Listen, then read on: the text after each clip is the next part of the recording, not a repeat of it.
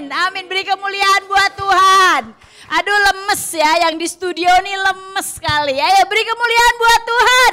Haleluya, semangat ya, semangat. Katakan kepada jiwamu, hai jiwaku, bersukacitalah.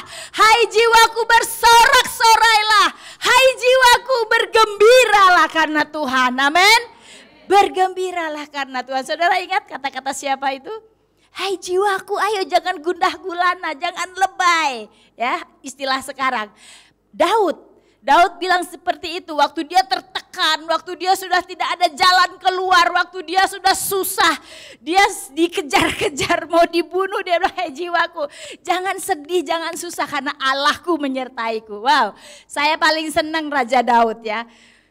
Nah pertanyaan saya waktu lihat ada kandang di bawah, saya naikin kandangnya, udah jadi itu bagus tuh, keren ya. Nah waktu saya lihat kandang saya ingat domba, bener gak? Kambing, sapi, kerbau, babi ya. Karena mereka tinggalnya di kandang. Kenapa kalau Natal bikin kandang? Karena Yesus lahir di kandang. Kandang itu gak layak, tapi saya gak bicara soal kandangnya siapa. Saya tertarik kalau bicara binatang, seorang Daud adalah Daud penggembala yang hebat. Bener gak? Dia penggembala domba kan, berbulan-bulan dia ke padang, berbulan-bulan dia bersama dengan kandang, dengan binatang, domba dan lain-lain. Dan tantangannya nggak gampang. Seorang Daud menggembalakan berbulan-bulan jauh dari rumahnya, meninggalkan saudaranya, istrinya, anak-anaknya, kampung halamannya, pergi ke padang, masuk hutan, lembah dan lain sebagainya. Hebat ya Daud ya, dan dia sendirian. Nah setelah dia seorang gembala yang baik tentunya, karena di Mazmur 23 itu dia tulis gembala yang baik, Tuhan adalah gembala yang baik. Nah dia mengatakan Tuhan itu adalah oknum yang tertinggi yang dia sangat percaya, bergantung sepenuhnya dan dia sangat proud ya, bangga dengan Tuhan. Dia bilang Tuhan adalah gembala yang baik. Artinya dia tahu gembala yang baik itu yang mana, seperti apa. Dan saya percaya dan yakin Daud adalah gembala yang baik. Itu sebabnya dia bisa mengilustrasikan seorang gembala yang baik seperti apa. Ya, hebat Daud. Pertanyaan saya, nanti kita lebih rileks ya, Bapak Ibu boleh jawab pertanyaan, boleh mikir. Nanti saya dengan Pak Paulus akan sama-sama kita cari tahu. Kenapa sih kok Daud? Siapa sih Daud? Kenapa dia gembala yang baik? Kenapa dia begitu percaya kepada Tuhannya? Ya kan? Nah, Daud. Kenapa kok Daud? Waktu Samuel mau pilih seorang raja, dia nggak pernah pikir bahwa Daud yang akan jadi raja. Daud seorang gembala yang tidak masuk hitungan dalam masyarakat ya, orang yang paling miskin, yang diabaikan, yang tidak diperhitungkan. Tetapi Allah memilih Daud. Waktu dibawa, yang ini Tuhan bukan, yang ini Tuhan bukan, yang ini bukan. Terus siapa? Saya sudah tidak punya lagi anak gitu ya. Tidak, masih ada satu, dia jauh di padang sana, pergi panggil dia lagi gembalakan domba, panggil dia, saya mau dia yang saya urapi. Seorang Daud.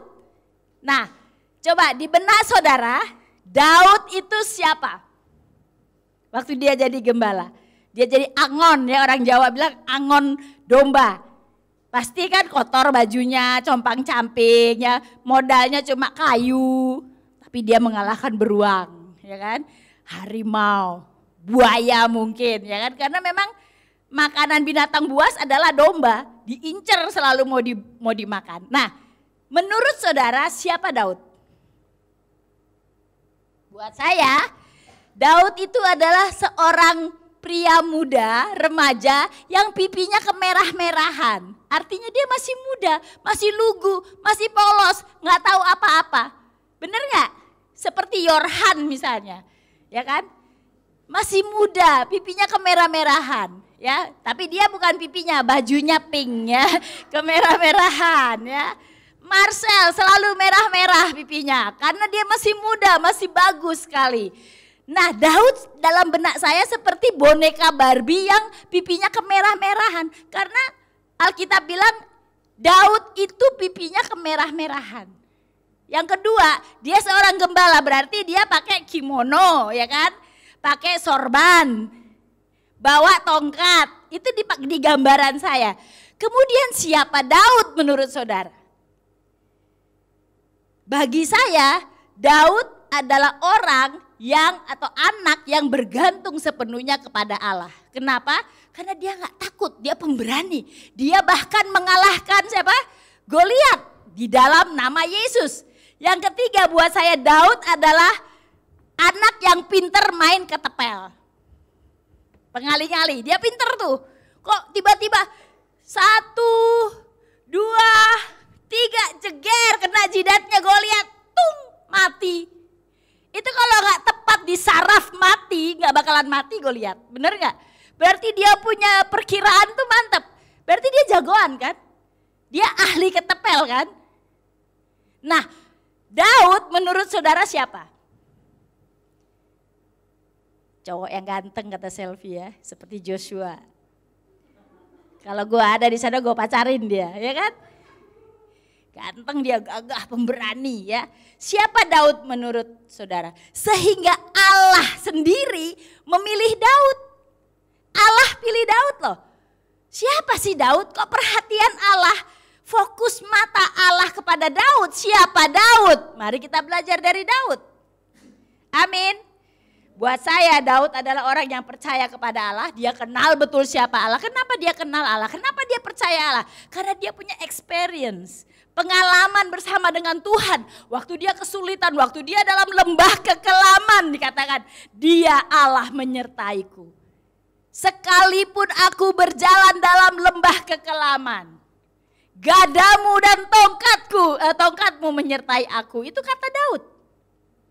Dia tahu, dia punya pengalaman dan dia pastikan kepada kita semua. Sehingga ditulis di dalam firman Tuhan. Amin. Kemudian Daud bergantung sepenuhnya kepada Allah. Orang yang percaya kepada Allah, dia bergantung sepenuhnya kepada Allah. Kalau dia bergantung kepada Allah berarti dia bergaul dekat dengan Allah. Orang gak mungkin percaya, orang gak mungkin bergantung kalau dia tidak bergaul. Amin. Kalau kita gak pernah berdoa, kita tidak pernah bercakap-cakap dengan Tuhan, tidak pernah berkomunikasi, bagaimana kita bisa kenal satu dengan yang lain. Artinya Allah adalah sahabatnya. Sahabat Daud, wow. Amin. Dia punya pengalaman yang banyak waktu dia bergaul dengan Allah. Bergantung kepada Allah. Kemudian saudara bisa menjawab sekarang siapa Daud dan mengapa Daud yang dipilih oleh Allah. Mazmur 23 ayat 1 sampai dengan yang ke-26. Mari kita buka sama-sama. Tuhan adalah gembalaku yang baik. Mazmur Daud artinya ayat-ayat ini ditulis oleh Daud. Tuhan adalah gembalaku, takkan kekurangan aku. Tidak akan kekurangan aku. Ayat 2. Ia membaringkan aku di padang yang berumput hijau. Ia membaringkan di padang yang berumput hijau. Ada dua hal di sini. Yang pertama padang. Padang itu adalah halaman atau tanah lapang yang luas banget. Bener kan? Bukan kota Padang ya. Padang rumput artinya padang yang seperti kebun, seperti halaman yang luas, satu daerah yang luas sekali dan itu hijau semua. Karena berumput hijau. Apa maksudnya hijau? Jadi padangnya luas, saudara lari ke kiri, ke kanan, ke atas, ke muka, ke belakang, ke sana, kemari. Itu dipantau, kelihatan saudara gak bakal hilang. Yang namanya padang itu berbukit rata, tidak ada pohon-pohon yang besar-besar sehingga saudara bisa nyasar. Saudara lari kemana-mana, itu gak akan, walaupun saudara jatuh itu kelihatan. Karena padang itu ya, dan berumput hijau seperti bedugul. Saudara pernah ke bedugul? Rumputnya hijau, bersih, ada embunnya, seger sekali. Dia dikatakan baru, kalau yang hijau itu baru ya kan, seger, kemudian fresh, kemudian sehat. Si sapi atau domba kalau makan rumput hijau mereka bersemangat sekali. Tapi kalau rumput kering dimakan juga tapi alot ya, mereka kurang suka. Mereka suka rumput yang segar, yang hijau, yang ada air-air embunnya sedikit-sedikit. Nah, padang yang berumput hijau, saudara disediakan sebuah tempat yang nyaman, yang segar, yang indah, yang bagus. Untuk apa? Supaya selalu segar. Nah, kalau saudara merasakan kesegaran itu berhubungan dengan apa? Yang kedua dikatakan, ia membimbing aku ke air yang tenang. Jadi di padang rumput hijau makan, ya kan. Kemudian domba-dombanya dibimbing ke sungai, ke air yang tenang, bukan yang bergejolak. Karena kalau yang bergejolak itu saudara bisa larut, bisa terbawa banjir, ya kan. Tapi yang tenang. Daud kenal betul bahwa seorang gembala harus membawa domba-dombanya ke air yang tenang. Nah, kesegaran dan ketenangan itu berhubungan dengan apa? Ayat selanjutnya dikatakan, ia menyegarkan jiwaku. Wow. Jiwaku. Jadi berhubungan dengan jiwa. Bapak, Ibu, saudara-saudara, hal penting yang menjadi sebuah kebutuhan kita adalah konsumsi kesehatan, kesegaran jiwa. Amin. Kalau jiwanya udah rusak, jiwanya tuh lalit, jiwanya blok, kita jadi orang gila. Orang yang tidak kenal pada dirinya sendiri. Orang yang tidak tahu melakukan apa. Jadi orang yang melakukan hal-hal yang tidak sesuai dengan pikirannya, jiwanya adalah orang yang jiwanya rusak. Mengapa jiwa begitu penting bagi Tuhan? Ya, jiwa penting sekali bagi kita karena dengan jiwa kita dan jiwa Tuhan itu menyatu. Itu sebabnya Tuhan memperhatikan jiwa kita. Ia menyegarkan jiwaku. Wow, nomor 1. Jiwa kita. Saudara punya jiwa? Coba saudara rasakan ada jiwa enggak? Hidup saudara itu adalah jiwa saudara. Pikiran saudara itu adalah jiwa saudara. Mata saudara yang fokus ke sana kemari dan pikiran yang memikirkan ke sana kemari itu adalah jiwa saudara. Kalau jiwamu rusak, tindakan saudara, tingkah laku saudara rusak. Kalau jiwa saudara rusak, saudara tidak tahu apa yang saudara lakukan. Jadi bagi saudara-saudara yang melakukan apa yang saudara tidak tahu, yang benar menjadi salah, yang salah menjadi benar, jiwa saudara sedang rusak. Benar? Karena di ayat selanjutnya dikatakan, ia menuntun aku di jalan yang benar oleh karena namanya. Di dalam jiwa yang sehat, di dalam jiwa yang benar ada perlakuan yang benar. Amin. Amin. Jadi jiwa sangat penting. Ia menuntun aku ke jalan yang benar. Artinya ia menyertai dalam keadaan bahaya. Ia menghibur dalam kesusahan dan kesedihan. Dalam kesepian dan kesendirian. Semua itu menyangkut jiwa. Nah, saya mau berbahas tentang jiwa ya. Nanti Pak Paulus akan jawab beberapa pertanyaan dari saudara-saudara dan saya. Kita tanya Pak Paulus bagaimana jiwa begitu penting di dalam kehidupan kita. Kenapa Daud membahas soal ini di dalam Mazmur 23 ini. Ya. Kemudian kita baca ayat 4. Sekalipun aku berjalan di lembah kekelaman, aku tidak takut bahaya. Daud percaya betul kepada Tuhannya bahwa penyertaannya sempurna. Kemudian sebab engkau besertaku, kemudian gadamu dan tongkatmu itulah yang menghibur aku. Kita perlu penghiburan buat jiwa yang susah, jiwa yang kesendirian, jiwa yang kesepian dan lain-lain. Kemudian ayat 5 dikatakan engkau menyediakan hidangan bagiku di hadapan lawanku. Engkau mengurapi kepalaku dengan minyak, pialaku penuh melimpah. Bagaimana kita bisa memelihara jiwa kita? Harus setiap hari diurapi oleh Tuhan. Harus setiap hari dipenuhi oleh kuasa Tuhan. Bagaimana caranya? Di awal saya sudah bilang tadi, kita harus bergaul karib dengan Tuhan. Hidup bergantung sepenuhnya kepada Allah. Amin. Dan percaya bahwa Allah kita adalah Allah yang nyata. Ayat 6. Kebajikan dan kemurahan belaka akan mengikuti aku seumur hidupku. Dan aku akan diam dalam rumah Tuhan sepanjang masa. kebajikan dan kemurahan mengikuti aku. Kita menjadi orang-orang yang rendah hati, orang-orang yang tidak pamrih, orang-orang yang tulus, orang-orang yang betul-betul mau berkorban dan tidak memikirkan dirinya sendiri. Kenapa? Karena Allah mengurapi kita dengan kuasa Allah yang maha tinggi. Amin.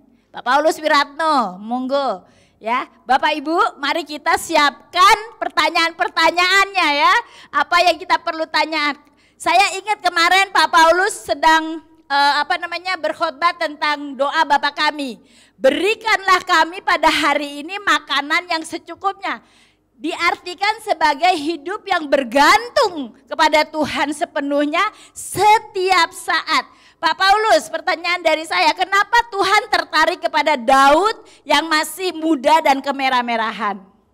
Wow, ini yang bisa jawab hanya Tuhan. Jadi kalau saya jawab salah, maklumi saya. Tetapi saudara-saudara, ada dua hal yang membuat Allah berkenan kepada Daud, adalah a good heart and skillful hand. Kalau saudara membaca di dalam bahasa Inggris, Daud dijuluki sebagai seorang pemuda yang a good heart, having a good heart, hatinya baik. Yang kedua, skillful hand, terampil. Saudara, bagaimana ada anak yang masih muda begitu digambarkan tadi, pipinya merah ya kan, tetapi punya keahlian yang luar biasa, skillful hand. Dia bukan hanya memainkan pengali-ali, tapi dia bisa main kecapi. Wow, suaranya merdu nggak waktu itu ya? Suaranya juga merdu. Kalau Daud nyanyi sekarang ini, semua perempuan di sini jatuh cinta sama dia. Terutama selfie. Serius saudara, Daud sampai waktu dia main kecapi itu iblis pun lari. Amin. Kan itu berarti luar biasa. Daud punya keterampilan yang luar biasa. Jadi dua hal ini yang juga menjadi kriteria untuk engkau dipakai oleh Tuhan. Nomor satu, a good heart. Yang kedua, skillful hand. Semua bilang a good heart. A good heart. Yang kedua, skillful hand. Skillful hand.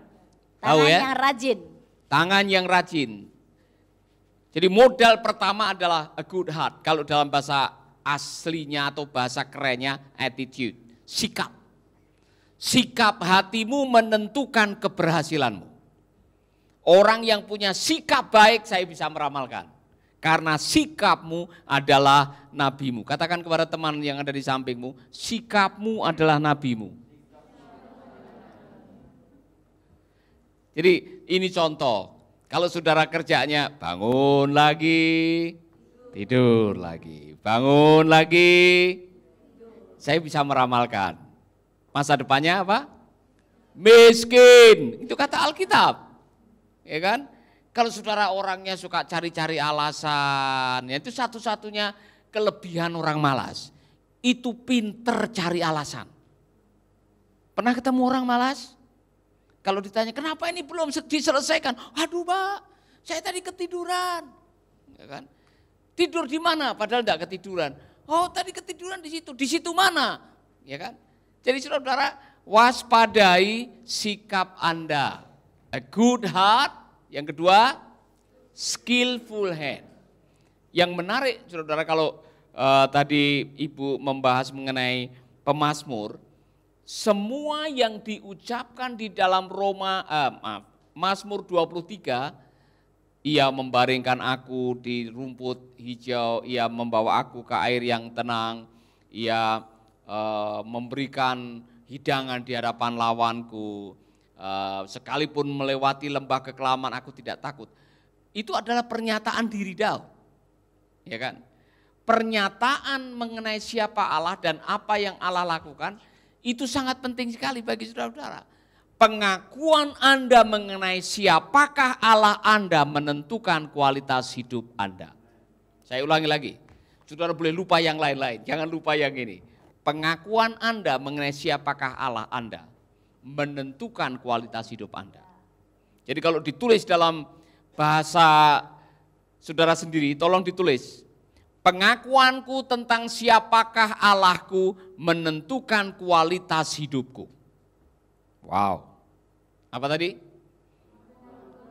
Pengakuanku tentang siapakah Allahku menentukan kualitas hidupku. Jadi kalau saudara mengatakan Tuhan adalah gembalaku,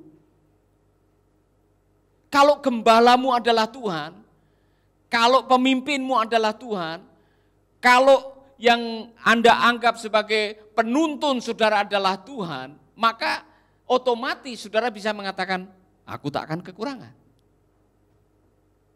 Kalau saudara mengatakan, Tuhan adalah perlindunganku, saudara pasti punya rasa aman. Kalau saudara mengatakan, Tuhan adalah penyembuhku, maka saudara tidak akan takut menghadapi sakit penyakit. Pengakuanmu tentang siapakah Tuhanmu menentukan kualitas hidupmu. Saya mau tanya sekarang, kalau saya tanya kepada saudara, menurut Anda siapakah aku ini? Kata Tuhan Yesus. Mengapa Tuhan membutuhkan jawaban saudara? Karena disitulah Tuhan tahu sejauh mana engkau memahami siapakah Allahmu. Menurut kata orang siapakah aku ini? Tuhan pernah bertanya, ada yang bilang, oh engkau Elia. Ada yang mengatakan, engkau nabi yang akan datang. Kemudian Yesus bertanya kepada Simon Petrus, menurut kamu siapakah aku ini? Engkau adalah Yesus Mesias, anak Allah. Langsung Tuhan mengatakan, yang membuat kamu bisa bercakap seperti itu karena kamu dituntun oleh Roh Kudus. Saya mau tanya kepada saudara, sejauh ini menurut saudara siapakah Allah menurut saudara? Kalau saya tanya, menurut kamu Allah itu seperti apa dalam hidupmu? Pak Yo, jelaskan. Mengapa Allah Maha Kuasa? Jelaskan. Mengapa menurut Bapak Allah, ke sini Pak. Mengapa menurut Bapak mengatakan Allahku adalah El Shaddai? Mengapa? Ya, tentunya saya punya pengalaman pribadi dengan Tuhan. Kenapa? Karena masa kecil saya bahagia, kemudian di masa remaja, keluarga kemudian bangkrut dan saya harus hidup ikut bule, kemudian bule punya anak, saya harus ikut nenek meninggal, saya harus ikut kakak, kemudian saya menyelesaikan pendidikan dari SPG sampai kuliah, saya mengandalkan kekuatan sendiri. Tetapi pada waktu saya masuk SMP, saya ketemu dengan Tuhan Yesus. Kemudian saya, karena keluarga saya, bapak saya adalah orang aliran kepercayaan, jadi setiap malam gitu doa, dan saya pernah ngikuti cara seperti itu Pak. Jadi malam saya tidur dengan alaskan daun pisang gitu ya. Kemudian di tritisan ya, tahu tritisan itu air genteng itu jatuh, kemudian saya tidur di situ dan saya diajari oleh bapak untuk tirakat, dan pada waktu itu saya berjumpa dengan Tuhan. Seperti dalam mimpi gitu ya, Tuhan mengatakan bahwa aku mengasihimu, dan wajah Yesus itu muncul. Kemudian pada waktu adik saya sakit, saya hanya berkata begini, Tuhan kalau engkau benar-benar Tuhan yang hidup, yang punya kuasa, saya ingin melihat adik saya hidup. Ya, kemudian senyum. Nah, kemudian memang benar waktu itu Tuhan memberi kesempatan untuk hidup adik saya, matanya membuka kemudian senyum, setelah itu mati lagi. Jadi kemudian setelah itu saya karena menggebu-gebu SMP, saya begitu bertahan tentang Tuhan Yesus, saya mengatakan Yesus itu Tuhan, dan saya ngajari teman-teman menyanyi ajarilah. Kemudian saya dibenci oleh para guru, kemudian nilai saya jatuh, kemudian nilai saya yang 6 itu cuma 1, yaitu agama. Yang lain-lainnya 4, 5, 3. Yang 6 itu cuma 1, kemudian semuanya nilainya jatuh. Nilai rata-rata saya 6,5. Pada waktu itu saya mau masuk SPG, dan SPG itu nilai terendah 7,5. Secara manusia nggak mungkin diterima. Kemudian saya datang ke kepala sekolah saya mengatakan, Pak, saya punya prestasi di sekolah ini, saya punya prestasi. Tidak mungkin nilai saya. Sebelumnya saya ranking 3 dari 160 karena satu kelas itu 40. Apakah karena nilai yang mepet kemudian Bapak bisa diterima, itu menunjukkan bahwa Allah Maha Kuasa? Ya. Jadi pengakuan Bapak bahwa Allah Maha Kuasa berdasarkan pengalaman Bapak. Ya. Saudara-saudara, Ya. jangan pernah meremehkan pengalaman iman saudara. Karena dari situlah saudara akan merumuskan siapakah Allah Anda. Tepuk tangan buat Ayu. Luar biasa. Saya minta mungkin Abi kau punya pengalaman. Menurut kamu kalau sekarang kamu ditanya, menurut kamu siapakah aku ini? Saudara akan menjawab, Abi akan menjawab, lepas itunya dulu. Menurut kamu Allah itu seperti apa? Allah itu siapa dalam hidupmu? Ya. Baik, jadi menurut saya Allah itu dia bisa juga sahabat, dia bisa juga bapak. Jadi tergantung dengan diri kita. Kalau kita sebagai anak, dia akan datang posisinya dia sebagai anak. Enggak, menurut kamu sendiri, kalau kamu ditanya, menurut kamu Allah bagimu seperti apa? Allah itu sahabat. Mengapa kamu bilang Allah itu sahabat? Karena saya punya pengalaman juga. Saya ingat waktu saya masih SMA, waktu saya belajar, itu tidak pernah ada satu mata pelajaran yang saya bisa, Pak. Jadi nasibnya hampir mirip. Terus Iya. bagaimana? Jadi matematika, bahasa Inggris semua saya nggak bisa. Tapi naik kelas. Tapi naik kelas. Wah, luar biasa itu betul-betul. Saudara, jadi naik kelas ada dua kemungkinan. Karena memang gurunya males, daripada ngajari kamu nggak bisa-bisa, naikkan aja. Ya kan kalau tidak dinaikkan kan terlalu lama nanti di sekolah kan begitu. Lanjut. Iya. Setelah dari sekolah itu, saya punya pemikiran, Tuhan kok saya nggak bisa, saya harus lakukan sesuatu. Dari situ saya minta sama Tuhan, Tuhan saya harus belajar, saya harus bisa sesuatu. Dan saya mulai ambil keputusan untuk belajar bahasa Inggris, Pak. Jadi setiap hari saya mempraktekkan, belajar, dan suatu ketika saya rasa saya udah mulai bisa berbicara bahasa Inggris. Dan sampai di sini saya bersyukur sekali ketemu dengan orang-orang yang hebat dan mau dibilang bisa berkomunikasi dengan mereka. Dan punya guru privat. Iya, Ya. dan punya guru privat dan setiap hari saya belajar, mungkin Ya. seperti itu. Dan kemarin juga Pak, saya mengatakan bahwa Allah sebagai sahabat karena saya punya pengalaman waktu saya sedang nyuci baju, di situ Tuhan kayak berbicara sama saya Pak. Dia bilang ini, Abi, kalau kamu mau pelayanan, jangan jadikan sebuah pelayanan itu sebagai beban. Harus have fun, harus senang. Ya. Karena mau jujur, kadang saya pelayanan tuh karena memang ya udahlah karena harus lakukan, ya udah saya pelayanan, tapi tidak dari hati. Tetapi dari situ saya belajar kalau kita pelayan dari hati, orang lain akan merasakan, kita sendiri juga merasakan. Amin. Itu aja, Tepuk tangan buat Abi. Kemudian Ibu Paulus, saya mau tanya, menurut Ibu Paulus Allah itu seperti apa? Ya kan? Buat saya ini yang mendasari iman percaya saya seumur hidup saya saat saya menanggapi panggilan Tuhan waktu saya SMA kelas 3 masuk sekolah Alkitab di STT Satya Bakti. Waktu itu saya sakit. Jadi buat saya Allah bagi saya adalah Jehovah Jireh. Amin. Allah yang Menyembuhkan. dan mencukupi. Bukan, Yehovah Rafa. Jehovah Jireh itu Allah yang menyembuhkan. mencukupkan segala Ya. keperluanku. Dan saya mendapat ayat di dalam Filipi 4 ayat 19b mengatakan Allahku akan memenuhi segala keperluanmu menurut kemuliaan dan kekayaan di dalam Kristus Yesus. Itu dari sejak saya bertobat. Pertama kali di sekolah Alkitab saya ingat saya tinggal di tempat tidur susun, saya di bawah. Kemudian saya ada poster Yesus yang sedang dimahkotai duri dan ada netes darah di jidatnya gitu ya. Saya waktu itu imannya masih polos banget. Tapi sejak saat itu sampai hari ini iman dan cinta kasih saya, percaya saya kepada Allah tidak pernah berubah. Amin. Jehovah Jireh, Allah yang mencukupkan segala keperluan. Kecukupan keperluan itu keperluan apa saja? Keperluan saya kurang dicintai, kebutuhan saya sakit, kebutuhan saya kekurangan uang, kebutuhan saya kurang pakai, kebutuhan apa saja yang akan dicukupkan oleh Allah. Dan itu membuat saya percaya kepada Allah. Jadi bagi saya Allah adalah kecukupanku. Saya punya banyak uang atau tidak punya banyak uang, saya memiliki atau tidak memiliki, saya rasa cukup. Karena bagi saya memiliki Allah yang mencukupi saya itu adalah sudah cukup.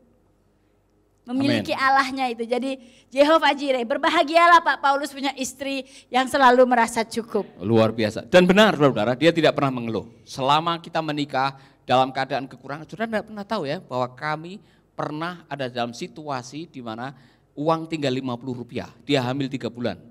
Termiskin di dunia saudara. Dan saudara-saudara, saya sudah menulis di renungan, jadi saya pulang dari kuliah, karena saya masih melanjutkan tingkat 4, dia ada di rumah kos-kosan, itu pun dipinjami teman. Saya hanya bawa uang 50 rupiah untuk beli ikan pindang.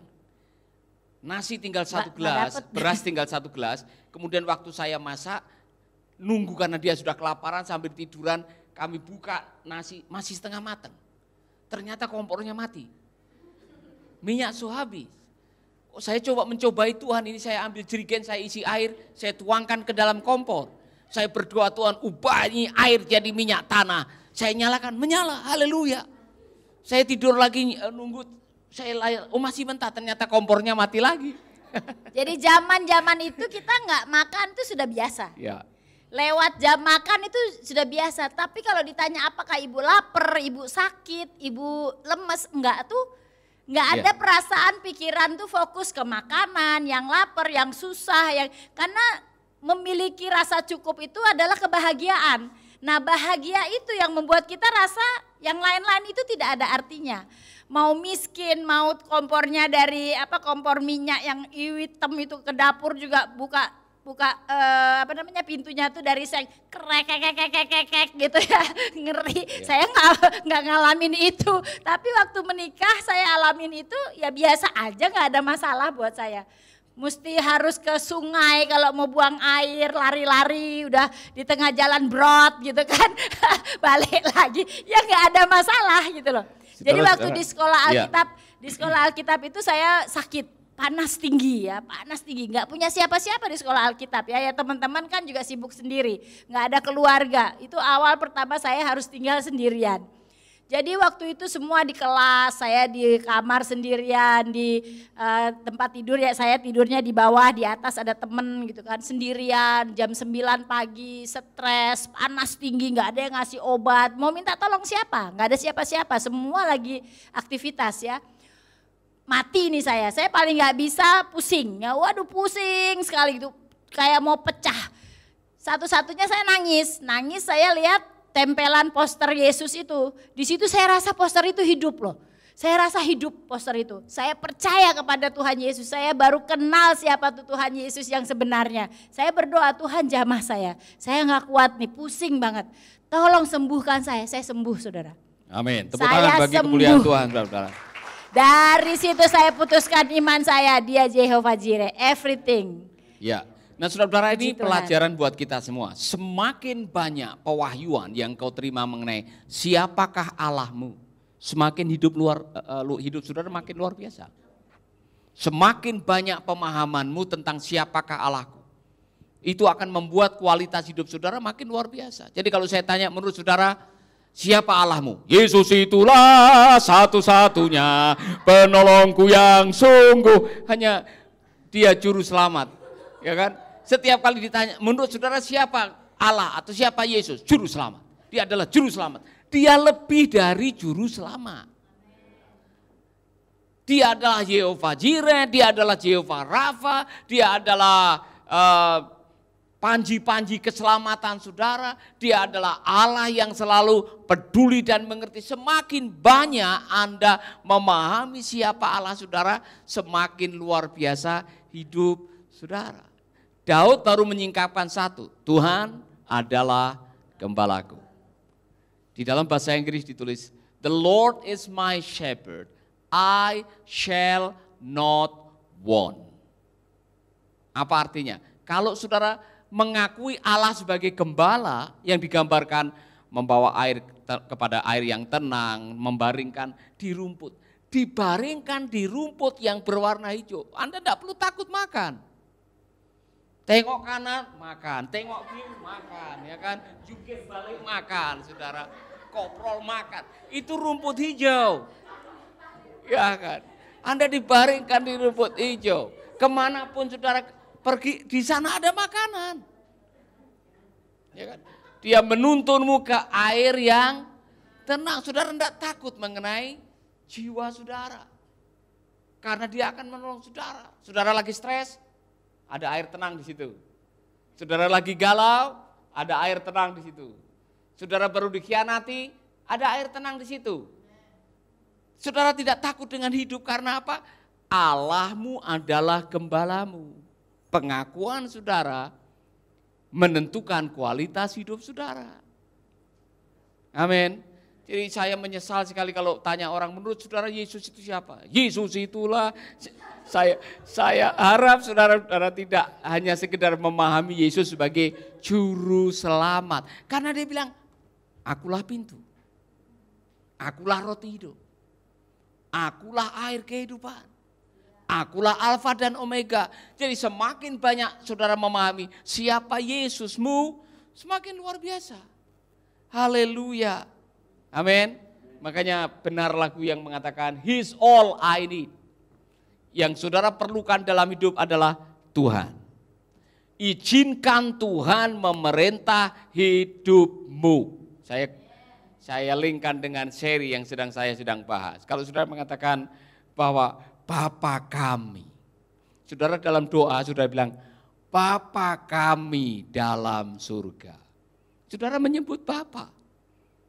Alkitab mengatakan kalau ada anak minta roti, Bapa yang baik, Bapa di dunia ini, yang tidak pernah sekolah, tidak pernah punya agama misalkan, tidak pernah masuk gereja, Bapa yang baik, kalau anaknya minta roti tidak akan dikasih ular.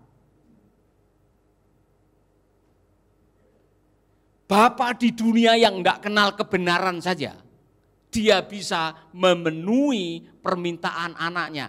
Apalagi yang saudara sebut, Aba di surga, Bapa di surga. Reveal who you are. Dengar, di dalam doa Bapa kami, waktu saudara mengatakan dikuduskanlah namamu dalam bahasa Inggris, terjemahan The Message, Father, reveal who you are.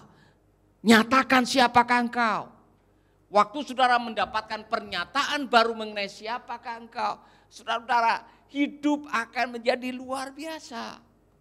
Makanya pengalaman iman seperti Ibu Yeye tadi, ya, pengalaman iman mengenai Pak Yohanes, pengalaman iman mengenai Abi, itu memperkaya pemahaman Anda mengenai siapa Anda. Saya sudah belajar, aku telah mencukupkan diri dengan apa yang ada. Saudara yang mau berbahagia, salah satu cara saudara mengatakan, jadilah kehendakmu. Salah satu bukti bahwa saudara sudah mengatakan, datanglah kerajaanmu, jadilah kehendakmu. Orang yang sudah berdoa, jadilah kehendakmu, berarti saudara menerima semua kenyataan. Karena semua kenyataan ada di dalam kehendaknya. Amin. Jadi kalau hari ini saudara tinggal satu Indomie di kamar saudara, padahal besok harus makan 3 kali, bersyukurlah. Yang kos-kosan ini, saya punya strategi, caranya bagaimana satu Indomie bisa makan 3 kali. Kasih air 3 liter. Masukkan bayam dari halaman itu, masukkan bayam, masukkan apa saja, supaya bisa untuk 3 kali makan. Kami sudah punya pengalaman itu, saudara-saudara. Ya kan? Syukuri apa yang ada, cukupkan dirimu dengan apa yang ada di depan mata. Tidak usah mikirin apa yang dimiliki tetangga.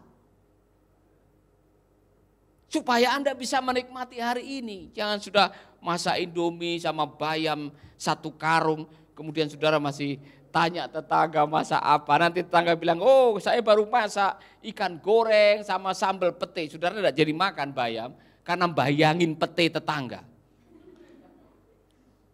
Belajarlah mensyukuri apa yang ada. He's all I need. Selama di dalam hatimu ada Tuhan, apa saja di depan mata enak dimakan. Saya ulangi lagi. Selama di dalam hatimu ada Tuhan, ada kuasa Allah, ada kerajaan Allah. Apa itu kerajaan Allah? Damai sejahtera, sukacita, dan kuasa. 3 ini yang dibutuhkan manusia. Tidak peduli saudara tinggal di kos-kosan, tidak peduli saudara masih jomblo, tidak peduli saudara sedang tidak punya uang. Kalau 3 ini sudah ada di hatimu, semua terasa enak. Damai sejahtera, sukacita, dan kuasa. Orang kalau punya rasa damai, itu yang namanya kayu lapuk dikasih bumbu, itu masih bisa enak dimakan. Ya kan? Orang kalau damai, makan apa saja enak. tidur di alas koran pun bisa tidur nyenyak. Karena sudah punya damai. Dan bukankah itu yang dicari oleh manusia? Amin. Untuk apa sih orang berlomba-lomba memperkaya diri, ingin jadi populer, ingin punya kedudukan. Ujung-ujungnya apa? Sebetulnya ingin bahagia. Tapi mereka lupa bahwa yang namanya uang, yang namanya kedudukan, yang namanya pangkat, yang namanya jabatan tidak menjamin kalau Anda akan bahagia. Buktinya ada orang yang duitnya banyak stres, ya kan? Ada orang yang duitnya banyak dan tidak bisa menikmati apa yang dimilikinya. Dia tinggal di penjara. Tiap hari dikejar-kejar oleh KPK. Lebih baik saudara tidak punya banyak, tetapi di dalam hatimu ada tinggal tadi, kerajaan Allah. Apa itu? Damai sejahtera, sukacita dan kuasa. Itu yang kita cari. Dan saudara-saudara, saya mau memastikan, saudara mungkin sedang dalam keadaan dimusuhi orang, dikhianati orang, saudara digosipin orang, saudara masih bisa merasakan damai sejahtera, sukacita dan kuasa. Caranya bagaimana? Datanglah kerajaanmu, jadilah kehendakmu. Artinya hidup menurut kehendak Tuhan. Apa kehendak Tuhan buat orang yang memusuhi saudara? Ampunilah dia. Gampang kan? Apa kehendak saudara untuk suami yang telah mengkhianati saudara? Ampunilah dia. Tidak bisa. Bisa. Kalau saudara menuruti kehendak Tuhan, bisa. Karena Tuhan mengatakan, hendaklah kamu saling mengampuni. Efesus 4:31, buang kemarahan, buang kebencian, buang omong kotor, buang. Maka damai sejahtera Allah yang melampaui segala akal akan memerintah hidupmu. Jadi kalau saudara tanya Pak Paulus, bisa enggak saya memuji Tuhan bersuka cita waktu saya tahu suami saya selingkuh 3 kali ini? Bisa. Bisa. Ada orang yang di dalam penjara, umurnya sudah tua, matanya kena kanker, di musim dingin, sedang menanti kematian, dia masih bisa mengatakan, bersukacitalah. Sekali lagi aku katakan, bersukacitalah. Itu Rasul Paulus. Ada orang yang sedang di penjara, tangannya diborgol, kakinya dibelenggu, masih bisa menyanyi. Kemudian malaikat melakukan keajaiban. Itu Petrus dan kawannya. Artinya apa? Saudara masih bisa merasakan kerajaan Allah. Apa tadi? Sukacita, damai sejahtera, dan kuasa. 3 ini yang kita perlukan tiap hari.